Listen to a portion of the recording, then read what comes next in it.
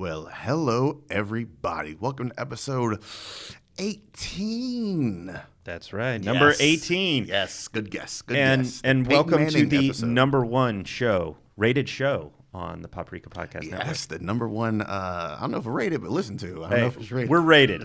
We're rated number one. You put us on the list at number one. The number one listened to show on the Paprika Network, and it's because we have Doug Davidson here. Oh, and we also have C Delicious. But most important, we have a guest today with us. This is our first guest ever on No pressure. Minute. No pressure whatsoever. We have Chris Baker. How you doing today, sir? Wow, if you could see my face at learning that news. I'm doing all right. I thought it'd be good to have you on, especially you two did test your mic together, didn't you? Yes, we did. I continue to feel that shame. But not so much as if Star Trek has its own category. Oh, here we go. You've been arguing this point for 6 months now. Test your mic will be coming back here next month. Awesome. Next month, so maybe you can get some revenge on old Chris Baker. Oh, I doubt that. I doubt that. You're coming back for the movie trivia, right, Chris? Oh, totally. I loved it. Excellent. That's what I like to hear. Let me get this out of the way. There we go. Not that I meant I loved beating Douglas, but that was an extra bonus. Yeah. Don't lie. Don't lie. It is the whipped cream on top of your top of your dessert. I'm used to getting all kinds of beat up. My wife is really damn smart. So. Now, Chris, before we do anything else, let's hop into you for a quick second. You are a director. That is correct, yes. Now what kind of Why stuff? did you have to accuse him of that? Is he on the stand? What grudge? What grudge do you need to deal with? I'm working my anger out. Oh, right okay. Now. What kind of projects have you been working on lately? Actually, I was just working on a final edit for a short film I got hired to do that's sort of a mix of horror and comedy. And most of the short films I've done have been a sort of mixture of horror and comedy, and lately I've been directing some commercials and stuff too. So actually, if you go to the movie theaters this week, you should see a commercial for CMS school system that plays in the pre-show entertainment. Mm-hmm. If you still get to the theater 30 minutes ahead of time, but with assigned seats. I'm not sure how many people still do. Good. Yep, we both do. For those of you that can't see us right now, Daryl and I just raised our hands. How long has it been playing? It just started this past weekend, I believe. I saw it then. Right on. Oh, sweet. Yep. I took my little one to go see Lion King yesterday. Awesome. Yep. I snuck into Toy Story 4 and missed it. Now, how are you getting these gigs? Are you finding out like, oh, hey, they want a director to do this, and then you go for it, or are they reaching out to you like, hey, we've seen what you do? Yeah, they're reaching out to me basically after over 10 years of making shorts and winning a couple contests and doing local stuff. It's putting my name out there, so now other people of companies are like, okay, cool, we can take a chance on this guy, and you just keep building up a reel from there and trying to get more people to take a chance and keep going to the next level. Yeah. Excellent. Why directing? Why not? Perfect answer. Moving on, Doug. Like, what do you remember? What movie you saw that you were like, oh, I want to do that? Specifically, Jurassic Park got me interested in the filmmaking process, but it was really Titanic that made me want to be a director, and I think it was seeing how expertly he had crafted that film and just how many people were going to see the movie over and over and over. And I was like, you know what? Before that, I wanted to be like a Disney animator, and I was like, I just want to be the director and be the one who takes all that vision and puts it together. So, yeah, it was after Titanic, 1997 is when I made that. Yeah, there's layers to that joint, man. If you want to just go watch a disaster movie, you can go watch Titanic. If you want to just go watch a romance movie, you can go see Titanic. There's a lot of shit happening in that movie. Mm-hmm. And you learn from, or you get inspired by one of the best directors we've got. Just out of curiosity, if you had wanted to go into animation, do you do storyboarding? Oh, yes. I do storyboarding for every project I do. Right on. Yeah. Right on. So if we were to put it all together and look at everything, is it – because it's George Miller who still uses storyboards, and if you look at his, you can actually see all the action come to life. So is that how you're using them in a similar manner? Yeah, pretty much. Like I'll pick out all my shots, draw them all out. If you lay them out, they're pretty accurate. When it comes to dialogue scenes, sometimes I'll just do shorthand, like, over the shoulder, wide shot, whatever. But for an action scene or any sort of particular shots I like, you can compare and see it. Yeah, that's awesome. Come to life. Yeah, storyboarding awesome. Definitely makes for less hectic chaos on day of. Yeah, so you show up and you know what you want to do. Yeah. Excellent. Are you ready to get into this episode then? I'm ready to get into this. All right, then. So starting off, as we always start off, with some of the stuff we've seen recently. Since my list is incredibly short, I'll go ahead and go first. Like I just said, took the little one to go see Lion King, Disney's latest live-action cash grab. Photorealistic. It is not live. Photorealistic. It is not live action. Photorealistic. Have to make that Is correction. that I was the new making term that mistake. that we're throwing around on the internet? Well, No, Jungle Book is barely live action. Then Yeah. you get 2 people in there. But with The Lion King, you can't really call it live action because there's no animals. Yeah, there's nothing. So it's live or photorealistic. real. All right, fine. Photorealistic. Man, I was not sorely disappointed, but I was a little let down. I think the decision not to animate facial expressions is really bothersome because there's mouths moving, but there's no emoting. With no emoting, it's hard to connect with any characters. It goes back to what we said for First Man. Ryan Gosling plays Neil Armstrong as a fairly emotionless guy. Oh, you mean the robot? Yeah, right. Ryan Gosling plays the robot. And it made it hard for you to connect with anybody. I think that they were leaning heavy on the nostalgia to try to get butts in seats there. But yeah, it was just hard to get swept up in it when they were just like blah blah blah blah blah. The voice actors tried their best to emote with the voice, but I think you need both a voice and something in the face, something visual that can draw you in. It's such a weird choice because Jungle Book had plenty of facial expressions. Yeah, and it's the same it's the director. same Like, I don't dude. understand why he would pull away from that. Like Baloo's sad, Baloo's happy. You can see it in his face. Yeah. Shere Khan, yeah. Like I was fully on board with Lion King specifically because he'd done Jungle Book. Because I think Jungle Book has been their best of the live action adaptations, remakes, whatever you want to call them. So I was like, oh, okay, Favreau. Well, yeah, I know what I'm getting with Jungle Book, and he just didn't have the same magic the second time around. Have you seen Pete's Dragon by any chance? No, I was never interested in Pete's Dragon in the first place. Highly recommend. Honestly, out of the ones that I've seen, that's my favorite. Really? Okay. Yeah. Pete's Dragon, because they took out all the, we'll call it complicated stuff and the questionable stuff, like the family that had adopted the Pete and were singing songs about eating him, you know, when you meet them for the first time. But they modernized it. They told the same story but updated it in the right way, and you can actually put both movies on your shelf and have a different experience, All right. which is really wonderful. And that's where these films really, really work. Is when we go, okay, we're going to take the story, but we're going to make something new out of it, or we're going to update it and give you a reason to want to see this again. And Pete's Dragon really does do that incredibly well. Lion King does not. Not a whole lot of updating or new stuff in there. If you want to call it update, they changed some of the songs a little bit. That's really about it. I also broke down and got the Criterion streaming service. So now I have all those Criterion movies at my fingertips. Sales be damned. For $9.99 a month now, I can just watch it whenever I want.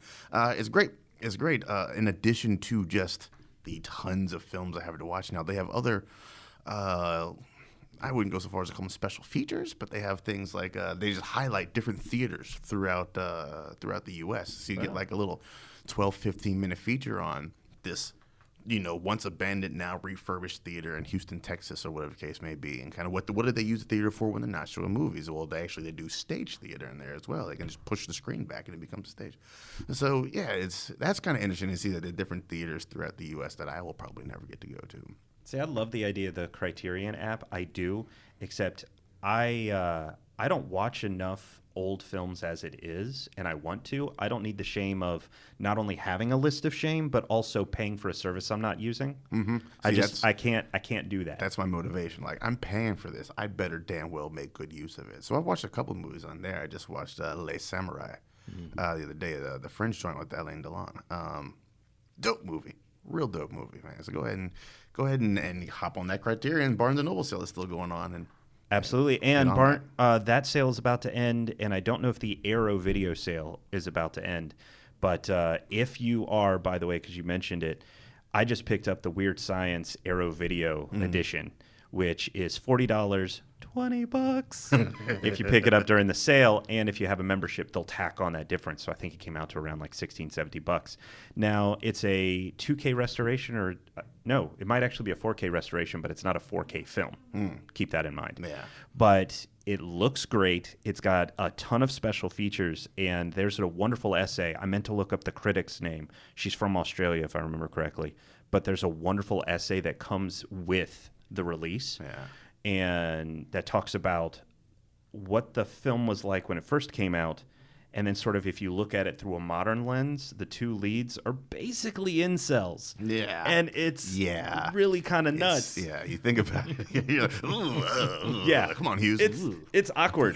But the journey that they go on does sort of fit within the Hughes sort of teenage, narrative. coming of age sort of stuff. So it gets a little less problematic as you go through. But see, it's also got some interviews and it's got that great Criterion content. So That's what if I'm I've got it, on. this is what I want to hold on to because, Criterion, they're going to have stuff coming through, but it's a streaming service. Yeah, How long are they going to have those licenses? that's a good point. My Blu-ray is going to keep working until, it breaks. That's the one thing about this Criterion streaming is I don't get all the great extra features and the little booklets that come with the stuff you get. Have you checked out any of the Criterion? Yeah, I finally weaned myself off my addiction to the Barnes & Noble Criterion sale. After realizing I had about 63 unopened Criterion Blu-rays sitting on my shelf. That's a problem. I was like, you know what, I got to stop just buying these and writing them off as a tax. Meanwhile, I'm like, I get paid on Friday. What can I go at? I totally understand that. I bought some during last year's sale. I got Brazil because I just wanted to have Brazil. And I picked up Pan's Labyrinth because I just knew it would be beautiful. But I got Seven Samurai and The Seventh Seal. And Daryl and I have talked about this, but I got them because my summer session was ending. I was going to have a couple weeks before my fall session started. It's like, no grading, no nothing. I'm going to watch these. I've been trying to watch them for years. It's been over a year. So this year, this Criterion sale, I picked up Police Story and Police Story 2, and I went, I'm watching these tonight. I still haven't watched Police Story 2. I'm going to make it happen. Also, you still haven't watched Seventh Seal or Seven Samurai. I have not. Order of operations, sir. Seventh Seal, not so much of an investment, but Seven Samurai, that's over 3 hours. That's an investment, and my son's not sleeping. That's true. I don't have that kind of time. What have you watched recently? I'm going to narrow this down. Keep things tight. Just watched a film that is coming out in select theaters Friday called The Mountain by Rick Alverson. He hasn't necessarily done anything that hit my radar prior to this, but this is Jeff Goldblum and Ty Sheridan. It is a painful, beautiful film. Ty Sheridan's a Cyclops kid? Yeah. Ready Player One? Yeah. All right, cool. Yeah. And I just recently watched Ready Player One. Talk about problematic. We won't get into that. Yikes. What a hollow but beautiful movie that is. There's no soul to that movie. None. But The Mountain, on the other hand, it takes place during the 1950s, and Goldblum actually plays a character, Wallace. I'm probably going to butcher the last name. Fiennes? Fiennes. But he's based on a real-life, well-known lobotomist who would go to various mental institutions and perform the procedure on people.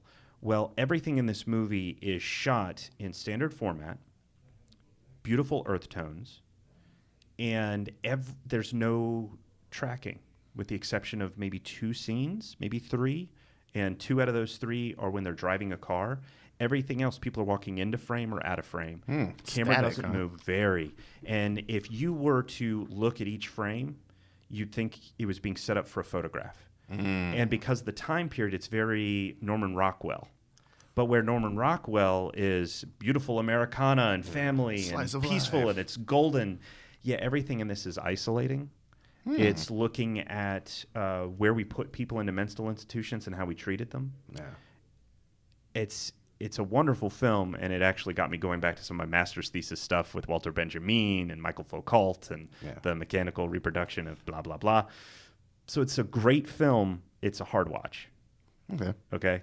Another movie that just had a fan screening before its release next month is called Freaks. It's by directors Zach Lepowski and Adam Stein. I'm hoping I got Zach's name right. It apparently was hitting the festival circuits all of last year. Got a fan screening at Comic-Con on Thursday, coming out in August. This is a weird-ass movie. Emile Sold. Hirsch, Bruce Dern, the little girl Lexi Kokler, I think is her last name, and Grace Park, who has done Hawaii Five-O and a bunch of other things. Didn't realize she was in Romeo Must Die, and I rewatched that recently. She has a very minor role in that, an opening sequence. And Amanda Crew. But it's a movie that's family drama, science fiction, action film, thriller. All with each layer of new information changes genres. Okay. It is, if that's all you know about it, perfect. Go into it that way. All right. Go into it that way. When's this hitting theaters? August 23rd. Okay. Yeah, so we've got some time. Unfortunately, my review can't come out until then either. But It's a hard life. one thing I want to tell you, I watched The Man Who Killed Don Quixote. That movie was not as bad as you made it sound. I didn't say it was bad. I just That said is it not wasn't- what you said. it You were like, wasn't- you said you were bored. There are some parts in there. I was like, the beginning of it, I was like, hey, come on. Things do pick up. If I remember correctly, they ramp up towards the end when shit's getting good. But there is some time in the beginning, in the middle there. I'm like, whew. It was all about making sure we knew that Adam Driver was an absolute douchebag Which that you ruins learned in the everything. first 5 minutes. And they just keep building on that, which is what makes the payoff at the end when reality and the fiction start blending together to lead to his madness. Yeah. Have you seen it by any chance? No, not yet. Okay. Depending on who you talk to, it is a Terry Gilliam movie, so it's going to be either really great or really terrible. But the man is trying some stuff, and after years of trying to make this movie, you can see it all there. Yeah. But Dude put his kidneys on the film. it's definitely a Terry Gilliam movie, but there's some stuff about the ending I want to go back and rewatch it, if only just to see if the payoff is really earned. Yeah. With that switch, but I enjoyed it. Well, that's good. Thank you. That's good to hear. That's Yeah. good to hear. Well, I mean, it's any director would want Yeah. the audience to enjoy the experience, but the way that you were talking about it, Daryl, it just made it sound like this was going to be a painful watch, and I was sitting there going, "Nah, I'm digging this." It's a little painful for me. A little You know, painful. I worked with Gilliam once, many years ago, and he was the smartest guy in the room by far. Like Yeah. he reminded me of Santa Claus. I was like, this guy He just came laughs and was at throwing film everything. out to people. I mean, he's like so giddy and joyful and just so interested in everything. I was driving him through like Concord, North Carolina, and he's like, "Oh, this is beautiful country. Is this vacation home areas for No, people?" I'm Terry, like, no, nah. it's not. Nah, but he was just so interested in everything and was so delighted by things, and you could just tell he was brilliant. Like he had a twinkle in his eye. Like Yeah, I feel like he's getting up there in age, but when it's time to get started on some shit, he's back to like young boy status, and he's a spry old man. He's all over the place. It's kind of the way I imagine him directing. Like he just doesn't stop moving. Right on. Anything you've seen recently? I saw Endgame for the third time yesterday. You know that is it works. It's Delightful, yeah. Yeah. I I got my third time in about 2 weeks ago. Nice. And then I think I saw the last movie before that was Spider-Man: Far From Home. And then I've been at the beach the past week with my family, so 4-year-old kid wants to watch Spider-Verse. We see that a lot. Oh, yeah. And then he goes to bed and we see Roadhouse. Amusingly, I Kept have the warning his theme song parents. from that on a CD I just made in the car right now. When the night comes calling. I'm editing that part out. Hey! I mean, Spider-Verse is, if you got to watch something over and over and over again, that's not a bad movie Not at to all. watch on repeat. We keep finding new stuff. My son just turned 4. So yeah, he's always like, let's watch Spider-Verse. Okay. Yeah, fine. Sure. We've got the disc. We've got it on streaming. It's on Netflix. So pick wherever. And at some point, someone's already started watching it. And we're like just it. keep finding new stuff in it. It's such a good movie. It's so rich. Yeah, I'll be doing a Spider-Verse commentary sometime next month, I do believe. Right on. Yeah. All right, we ready to get into our top 3 for the... Before we do, I have a quick correction. I did mention Police Story, and when we talked about that, I made a mistake. Those happen. And they do, and I wanted to at least address it. I said that Brigitte Lin, who was in Police Story, was also in The Mood for Love. I was incorrect. It's actually Maggie Cheung. Boom, there it is. So I wanted to... The I made a universe has been mistake. restored. We weren't snapped, so I don't know if it was ever broken. Now we're in the 1,000th shittiest timeline, not the 1,001st. So now we ready to get into our top 3 business? Sorry. Yes. All right, then. How do you want to do this? Is a little 3-man weave action here. Just go 3, 3, 3, 2, 2, 2, 1, 1, 1. Sure. All right, then. You want to kick us off? Absolutely. I would be delighted to. This was harder than I expected because trying to think of directors that I really enjoy and the actors that they get partnered with, where's their best work, where's what have you, and just trying to think of some of my favorites. So the first one is a bit of a cheat because it's not actor-director, it's actors-director. For me, Edgar Wright, with Simon Pegg and Nick Frost. I mean, no one's going to argue that. Thank you. Because these two have done other projects together, and those projects have been entertaining. Slaughterhouse Rules was just fine. It's a fun, schlocky sort of sci-fi movie. It's the first thing. Paul is really, really fun, too. I forget the name of the movie Nick Frost did where he played a dancer, and that was actually really fun, too. And Simon Pegg has a quick cameo where he's driving the car watching Nick dance and being like, what the fuck is this guy doing? But their best work has been when all three of them are together, and in particular the Cornetto trilogy. And I know that when you look at some directors who have worked with actors over and over and over again, and I've got two of them on this list, but these guys have only done so far, other than Spaced, these three films. Right. But it's still some of the best work they've done. Yeah, I think you're looking at it from like a per capita standpoint. Their output is low, but what they've done, the output of that output is incredibly high. How many times have any of us rewatched any of those films or quote them or anything else? I mean, I say the greater good all the damn time. The greater good. Yeah, definitely Hot Fuzz and Shaun of the Dead get rewatched. I'm kind of on World's End. Not really a big fan of that movie, but there is still some good parts of that. I agree with you. However, it gets better upon each rewatch, and it's been a while since I've done agree. it. Yeah. It's just when I went into The World's End, I don't know about you guys. When I went into it, I was expecting something a little lighter. It is a dark as hell movie with the through line of the alcoholism, and so it took me a while to all that ideation, but. On rewatches, you sort of understand that a little bit more, and much like with any other film, once you get past expectation, you can actually enjoy the experience. Cornetto Trilogy 4K Trilogy Pack coming out in, I think, September. I will be updating that because I still have my HD copies of Hot Fuzz. Yeah. So I need to upgrade that. There you go. You want to roll with next, Chris? Why don't you go first? I'm still formulating my list. I think I got it. Formulate away, sir. Mine is number 3 for me because the actor isn't generally a main actor, more of a supporting character that is cast with the director and a whole bunch of stuff. It's Chris Nolan, Michael Caine. Right on. Huge fan. They've done 7 projects together, I want to say. Yeah, the Dark Knight trilogy, Prestige, Inception, Interstellar. And then Caine does voice work in Dunkirk, right? I do believe so. He's given Tom Hardy's orders over the radio as Michael Caine's voice. I think Michael Caine is at his best when he's being directed by Chris Nolan. I've seen 1 or 2 things he's done within that time frame that's not Chris Nolan. I think like Harry Brown is in that time frame, and something else is slipping. And he's just not as fun to watch. It's not as good. But you pair those two up, I think he's your best Alfred. I mean, you only have like 3 live action choices really, so it's not like tough competition. It's like him, Jeremy Irons, or Michael Gough from the 90s joints. But I think he nails Alfred the best with the dry British sense of humor. And he plays that. You're talking about the Gilliam twinkle in the eye. There's definitely a little bit of that going on that Michael Caine's got when he's delivering those lines, and he's got the jokes, and he's also got the gravity that goes along with it.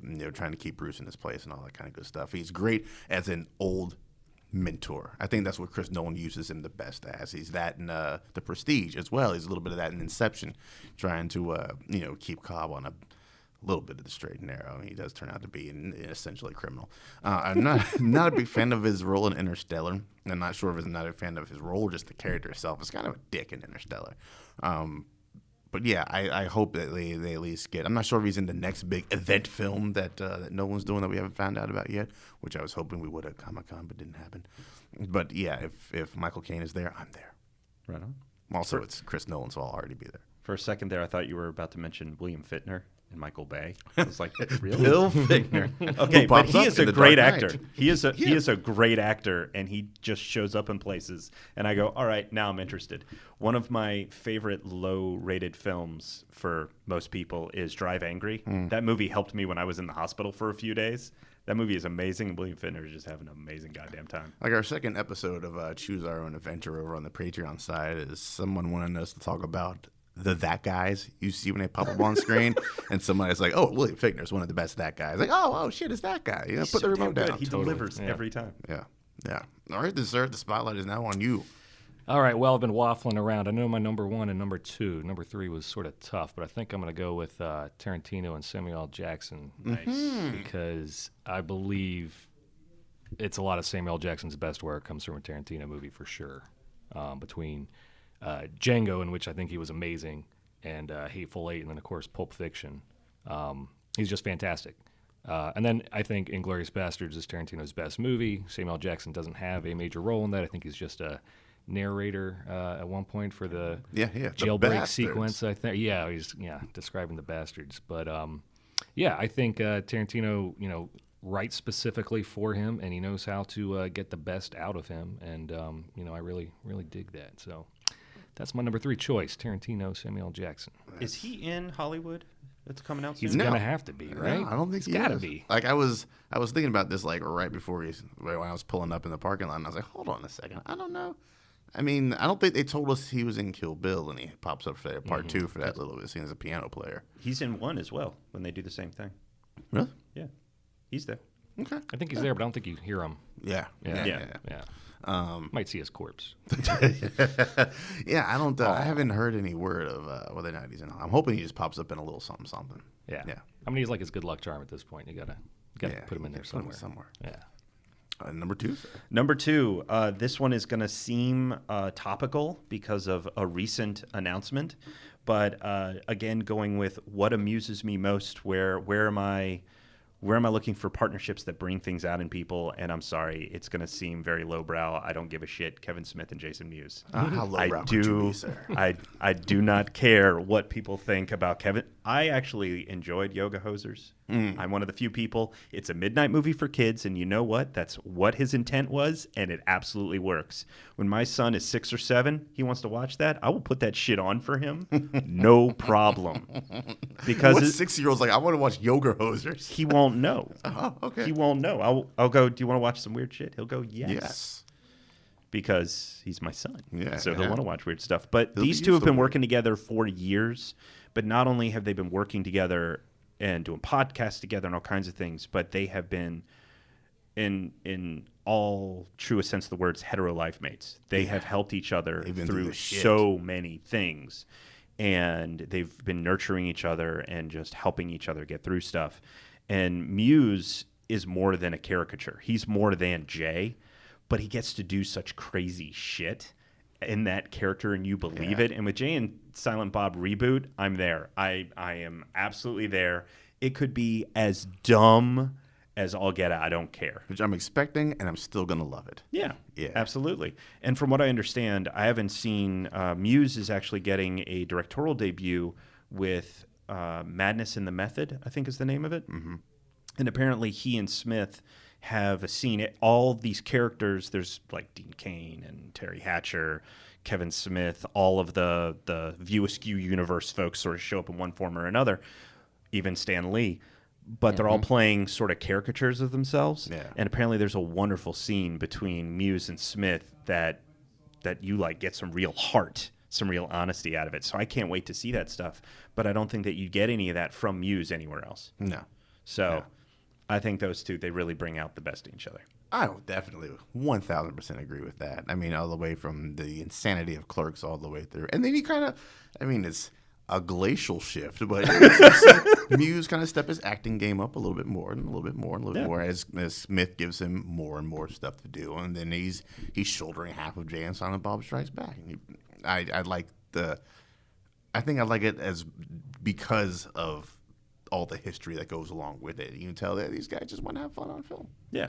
And I was actually just talking about the Pirates films, and this will connect in a second. But the Pirates films and the trajectory that they've went on, I was just discussing this last night. And the movies are strongest when Jack Sparrow remains a supporting character. You put him out front, it doesn't work. Correct. Jay, on the other hand, started as a supporting character, and he more and more became a really significant part. And of course, Kevin Smith as Silent Bob doesn't talk, so somebody has to. But you'd think after a while Jay would get really annoying, but they actually have him grow. Right. He does some amazing stuff in Dogma. Then again, the story goes knew he was up against Alan Rickman, so he prepared that shit. He brought his A game in Dogma. But you see Dogma, Zack and Mary Make a Porno, all of these other films where they could be a little ridiculous, but he's really shown. You go back to Clerks 1, he's terrible. Terrible. But then everybody else. Yeah, and you go back to the first thing you do, it's going to be bad, but you're seeing that growth. Yeah. Chris, favorite Kevin Smith movie? Dogma, actually. Really? It came out when I was in high school. I was raised Catholic, and it was high school when I started learning that my Catholic beliefs were not the same as most other Christian denominations. And I very much enjoy poking fun at my own religion, and that's exactly what Kevin Smith did in that. So, yeah, I'm kind of sacrilegious in many ways. So some of my early films had a lot of... Just go through the doorway, you'll be fine. At the right time. Yeah, I put a bunch of like sacrilegious Easter eggs in some of my early films in college. So, yeah, Dogma kind of, Inspired got that a me little right bit, in it, yeah. yeah. Got you right in the mood. yeah. Excellent. Man, damn it, I didn't even think about that. That's a good pick, sir. Thank you. My number 2 is Scorsese, and I was leaning, do I go De Niro? Do I go Leo? I went with Leo because I enjoyed the combinations they've had. And Scorsese's more, the back half of his career, more than what he did with De Niro in the front half of his career. They've done 3 together. They've done The Departed, A Wolf of Wall Street, and Shutter Island. So they've done 4. You missed The Aviator. You know what? I never saw The Aviator. That's why. I was out of the country when that movie came out. Excuses. Yeah, excuses. They weren't playing it in a lot of places in Korea. So I'm sorry. How was that movie, by the way? Is it good? I think it's very good. Yeah. Okay. Yeah. All right. Yeah. I just for the simple fact that I enjoy the shit out of these movies. I think Leo generally brings a solid performance, but I would like to see them do more together.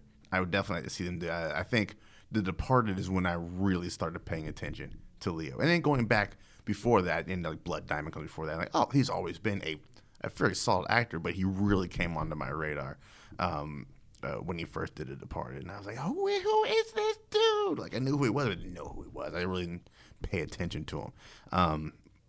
I really think he should have gotten the Oscar for Wolf of Wall Street for Best Actor because that is an exhausting movie. I think that's what got Scorsese his Oscar, which is kind of the apologist Oscar for The Departed.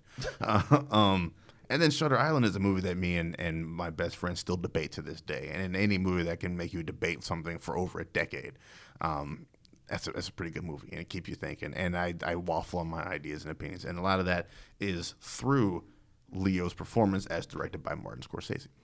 So I think you have one of the industry's best living filmmakers in Scorsese and one of the better actors in Leo. So I think they make a pretty damn good combination. What do you debate? Is it the ending?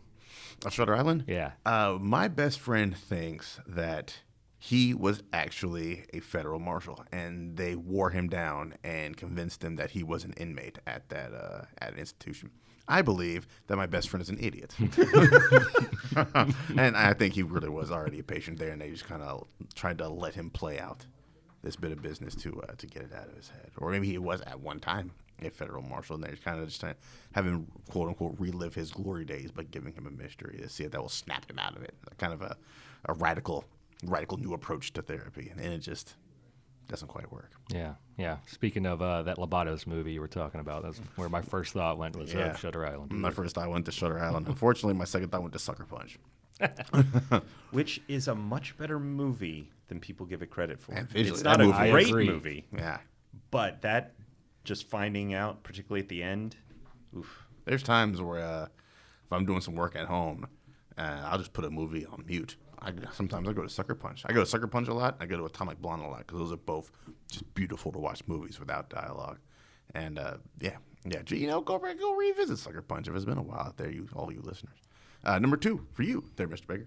Number 2 for me comes from a genre filmmaker. He's got a horror film that's one of my top favorite horror movies of all time. So this is John Carpenter and Kurt Russell, The Thing, one of my all-time favorite movies. I always debate, do I watch it at Halloween or do I watch it in the dead of winter? Do both. Both. Yeah, so of course I think they've holiday made... picture. Yeah. The feel-good movie of the year. And I think they've made 5 films together. Favorite horror movie, one of my favorite 80s movies, Big Trouble in Little China. Hell yeah. Hilarious. If they ever do a sequel like they've been talking about with The Rock, I hope it's a true sequel, not a remake, so to speak.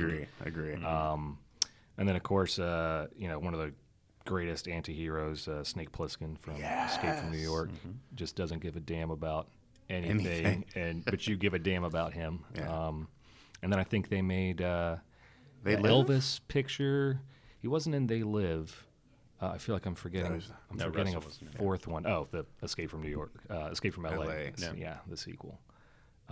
His Elvis picture, I think I saw when I was a kid, but other than that, Is it 3,000 Miles of Grace? No, that's not him. no. He actually, I think Kurt Russell played Elvis Oh, okay. in a biopic that Carpenter made, I believe. I don't remember that one. Yeah, I'm gonna have to look that one up again. But yeah, that's my number 2 pick: Kurt Russell, John Carpenter. Yeah, I mean, I'm disappointed in myself for not thinking. I love Big Trouble in Little China. Apparently, Scream Factory's putting out I don't know if it's a restoration or what. I don't know any details, but Scream Factory's going to be putting out another one, and I was like, do I need to buy a third copy? Nice. Fourth copy? Nice. I might have to. I didn't I've seen it in the past. I didn't really give it much attention until I was at Thursday Nomad a couple months back, and they threw it up on the screen because one of the head brewers, it is his favorite film. So they threw it up there, and I was like, "Hey, I'll sit down and watch it again." Watching a movie with someone, and it's their favorite movie, and you kind of watch it through their eyes, is always a different, entertaining experience. And I was like, "Man, he's right. This is just a fun, goofy, campy type movie." And I think I've watched it 2 or 3 times since then. I really appreciate it now. Escape from New York is one of my favorite action movies of all time. I think that movie is underrated as far as action goes. I wanted to draft in the action draft, but I knew people wouldn't vote for it, so I didn't. It's all about what they're going to vote for. In those Didn't want to drafts. break your heart. They didn't want to See you lose. I have a draft title to maintain. And yeah, I saw The Thing for the first time 2 years ago. wow. Halloween. I was like, man, I don't do a whole lot of scary movies. I was like, it's Halloween. I have nothing to do. Let me put on something. All right, The Thing. People say that's a good movie. And I was amazed. It just the effects hold up today. Practical on effects them are practical so effects. amazing. One of my short films a couple years ago, we had some big tentacle effects, so we went back to watch The Thing, and of course we're like, there's no way we can achieve any of this, but why am I even bothering to watch this again? Any Yeah, excuse.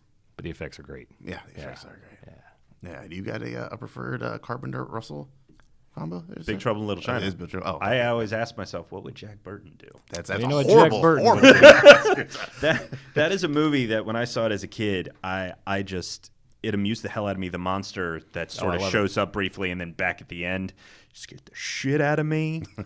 But I loved that movie, and I watched it again a couple of years ago, and I just sat there going, I don't think I ever realized Jack Burton doesn't do shit in this Doesn't movie. do He shit. is a bumbling moron, and I think that's honestly what saves it from really being insulting to the Asian community. Is that He's the bumbling sidekick. Yeah, he doesn't takes realize on it. Yeah. Absolutely. He thinks he's the hero of the story, and all he's doing is screwing up and getting saved. Does he help? Yes, but he's not. He's sort of the Indiana Jones in Raiders of the Lost Ark. Everything's going to happen other than him helping find it. He Yeah. just helps speed up that process. Jack doesn't really do anything. He reacts to everything in this story. And it's kind of great. Yeah. It really is kind of great. So, yeah, my all-time favorite. Is your car named the Pork Chop Express? It is not. I've actually never named my car. You never named a car I never before? did that. No. Oh man, you got to get on that. What's your number one, sir? My number one, this one, if you know me, is not going to be a surprise whatsoever. I love my son. I love my wife. I have only one profile picture on Facebook. One.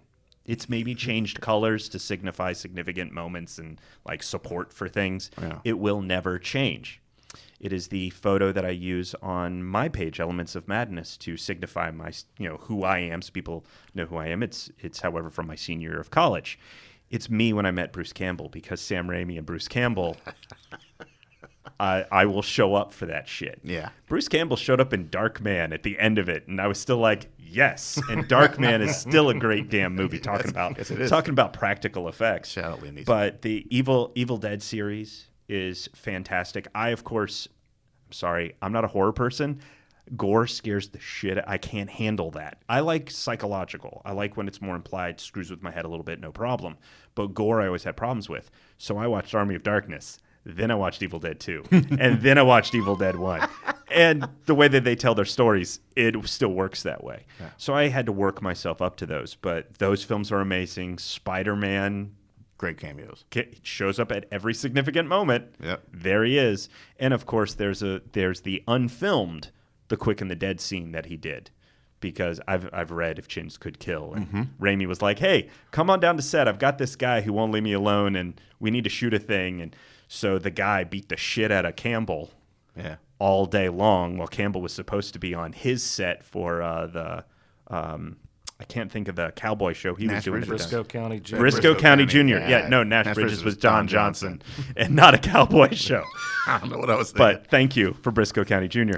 But he showed up. He does this whole scene. He's getting the shit beat out of him. Turns out there was no film in the camera. It was totally done to placate the other guy. Rob Rodriguez did that with his son for Planet Terror. Really? Yeah. There's a version because he doesn't make it to the end. His son doesn't make it to the end of that movie. Wait. They're related? His son, Freddie Rodriguez? No. His son was like 6 or 7. Right? Yeah, okay. Wait a minute. That was his son with the gun? Yes. Son doesn't make it, if I remember correctly. No, he does not. Yeah, and they Joe filmed Brain's in. some extra shit to make it seem like he made it to the very end. So his son thought at that time he made it to the I didn't very realize end. that was his son. Yeah, man. Yeah, good old Rob Rod. Who I was. If we did like a top maybe 5, 10, then him and Danny Trejo definitely would have been on this list. Oh, yeah. So that would have been just before he left his son and wife for the girl who played Cherry. Rose McGowan. Yeah, Rose McGowan. Who is the dude of that movie? Rose McGowan has always been top of my list. Number one. Number one for me has already been mentioned. It is Quentin Tarantino and Samuel L. Jackson. I'm sorry to steal that. That's quite all right, sir. I've often said that some actors were just born to play certain parts or be directed by certain people. And I think Sam was put on this earth to be directed and speak lines from Quentin Tarantino. Nobody says motherfucker like Samuel L. Jackson does. And Quentin Tarantino leans into that as much as humanly possible. Just rewatched Jackie Brown for the first time in a while, because usually when a Tarantino movie drops, I will celebrate it by rewatching all Tarantino movies leading up to it. That is the one I have not seen. Jackie Brown? Ooh, yep. It's kind of clunky. It's kind of clunky. Even for an Elmore Leonard story. I didn't realize it was Elmore Leonard at the time, and I love his books. Yeah. I haven't read his Westerns, but his books, I mean, shit, Justified. The short story it's based on, Fire in the Hole, is amazing. And, of course, the series came out of it. But, yeah, Jackie Brown just doesn't work as a Tarantino. It doesn't. Yeah, it is his only adaptation, and I'm glad he sticks to his original material. Yeah. But even in that, he's got some classic lines that come out of that. When you absolutely have to kill every motherfucker in the room, except no substitute. And Pulp Fiction, I mean, he broke out in a big bad way. I think that's what really put people. He'd done some stuff before that. He Coming to America, Goodfellas, some other stuff. Jurassic Park, yeah. But Pulp Fiction's what put him on the damn map.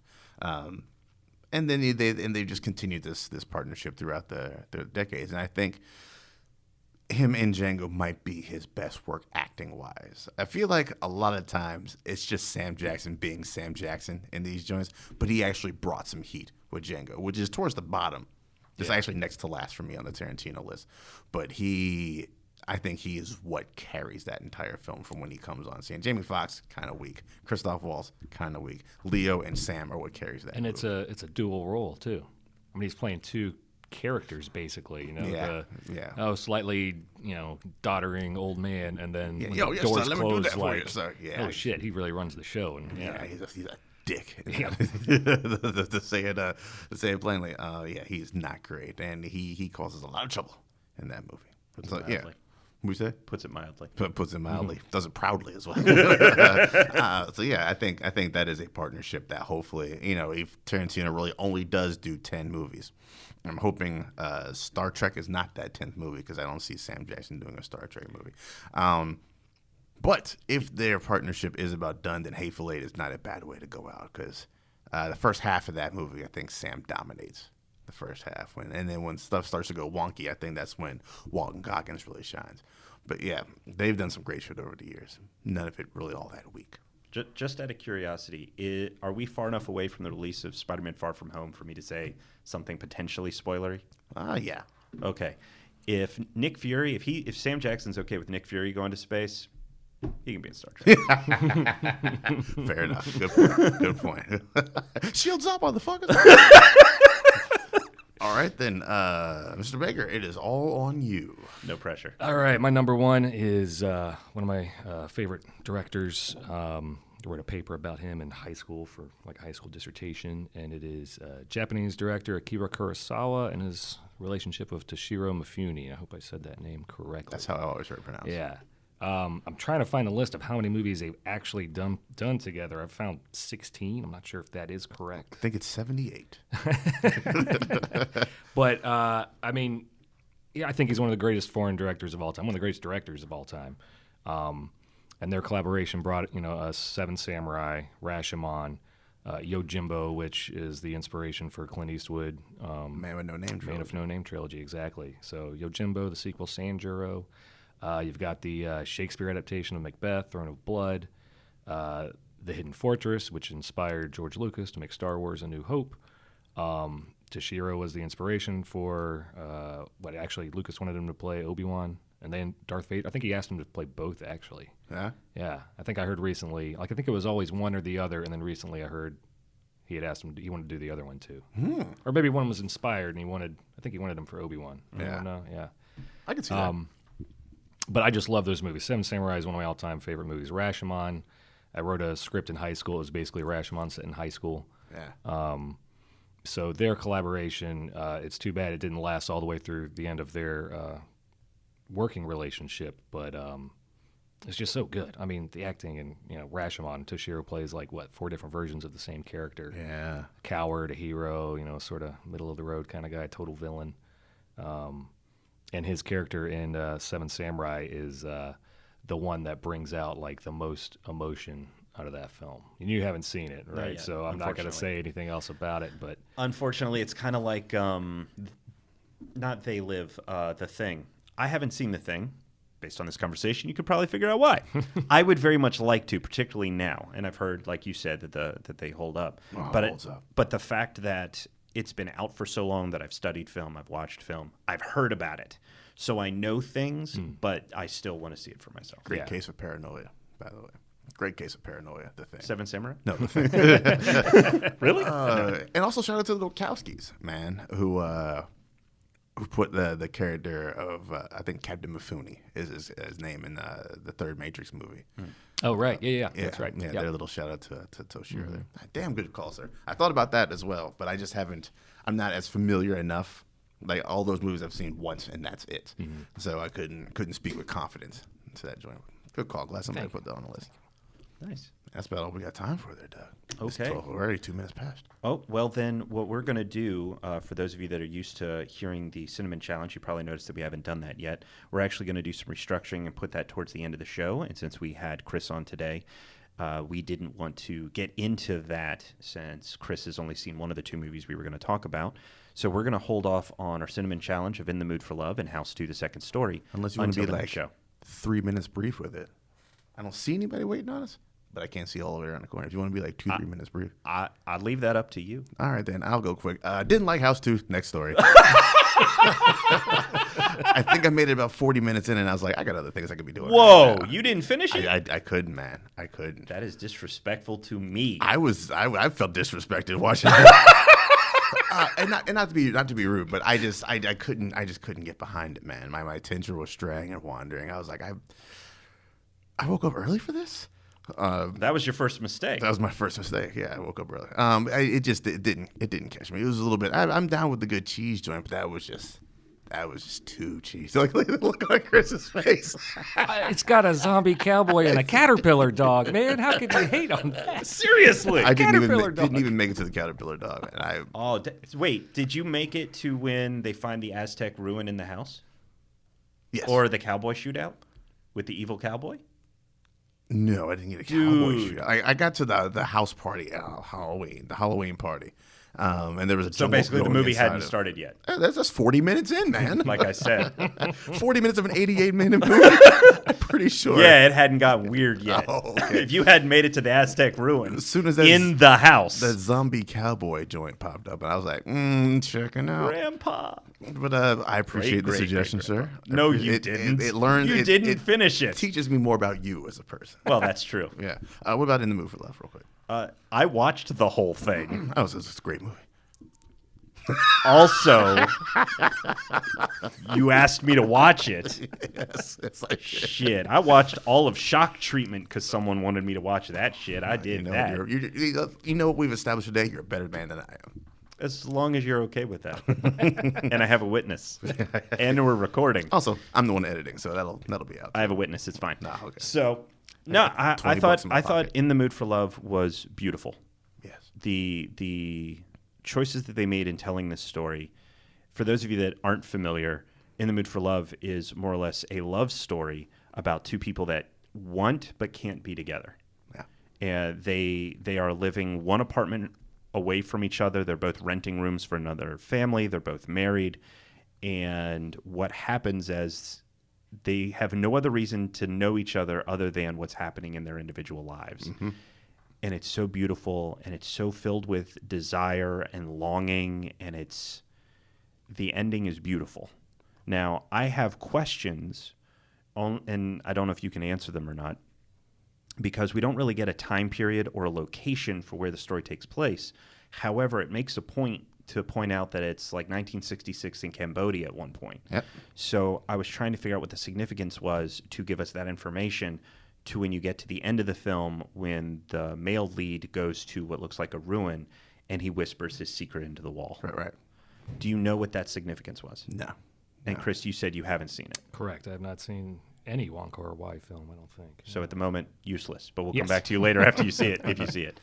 So I was just curious if you understood that significance. Yeah, I also had the same thought at the end, and I got no answers. I know there's a good bit of special features on there. I might have to dig through those and see if we can get some.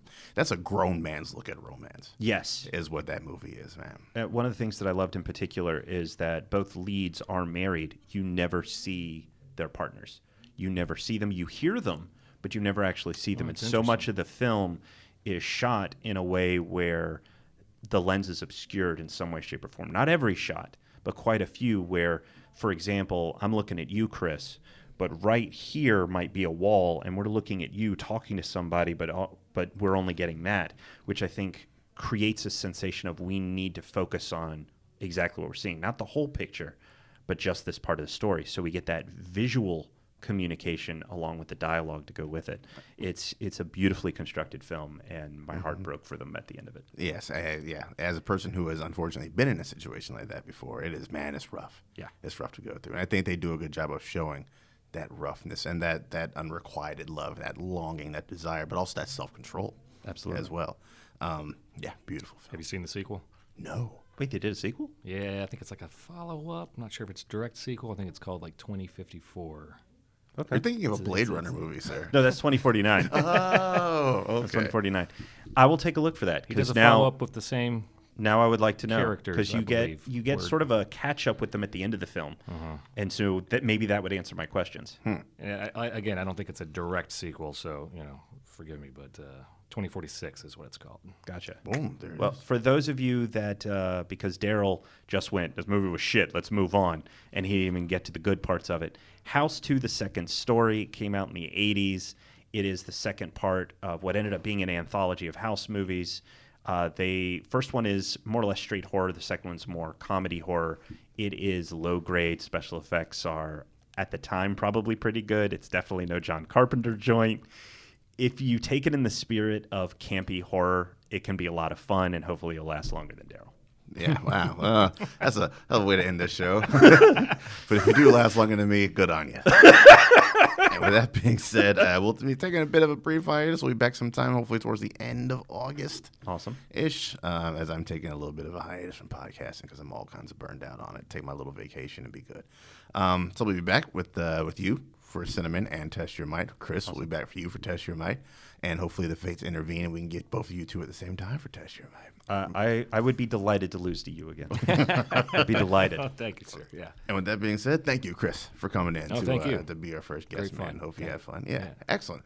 Hopefully we get a couple more, as we keep doing the show down the road. Until then, we will see you guys on the other side. Take it easy. Later.